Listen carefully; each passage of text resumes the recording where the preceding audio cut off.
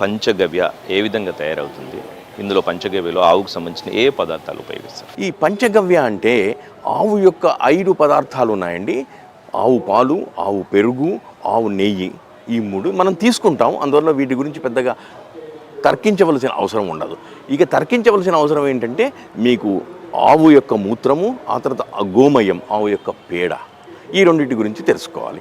ఈ 5 పదార్థాలని సరైన పాళ్లలో మిశ్రితం గావిస్తే మీకు వచ్చేదే ఒక వ్యాక్సిన్.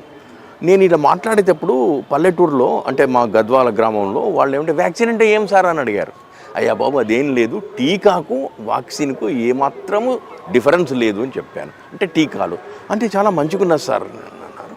అప్పుడు మేము ముందుకెళ్ళానమాట. అంటే కొందరు అడిగారు ఇది సైంటిఫిక్గా ఎలా ప్రూవ్ చేయగలవు ఇది వ్యాక్సిన్ అని.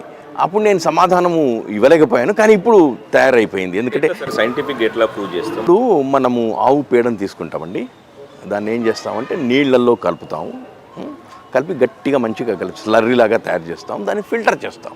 మన దగ్గర మన దోవతి ఉంటుంది కదా, ఆ 2 పొరల దోవతి వేసి చేసేస్తాం. ఆ కింద వచ్చే నీళ్లు క్లియర్గా ఉంటాయి. నల్లటి పదార్థం అనుకోండి, బ్రౌన్ ఉండదు కాబట్టి అది ఆ బట్టలో మిగిలిపోతుంది. ఆ కింద వచ్చిన నీటిలో, తేట నీటిలో బ్యాక్టీరియాలు ఉంటాయి, వైరస్లు ఉంటాయి, చిన్న చిన్న పెప్టైడ్లు ఉంటాయి, ఇంకా అన్నీ ఉంటాయి. వాటన్నింటినీ మనం అనలైజ్ చేయొచ్చు.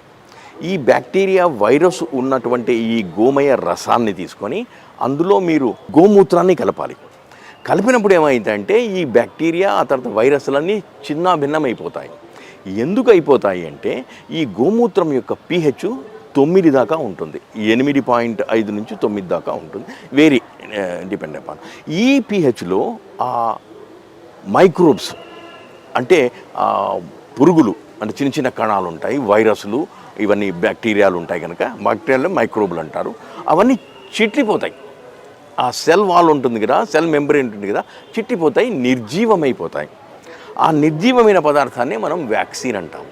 ఇప్పుడు భారత్ బయోటెక్ చేశారు కదా, వాళ్ళు కూడా ఇదే పద్ధతిని ఉపయోగించారు. వాళ్ళు తీసుకొని వాటిని ఒక టెంపరేచర్ ప్రెషర్లో పెడతారు ఆ కరోనా వైరస్ని. అప్పుడు అవి చిట్లిపోతాయి, చిన్న భిన్నంగా అయిపోతాయి. ఆ చిన్న చిన్న ముక్కల్నే వ్యాక్సిన్గా తయారు చేసి మనకి ఇస్తారు. ఇది మూల సూత్రం.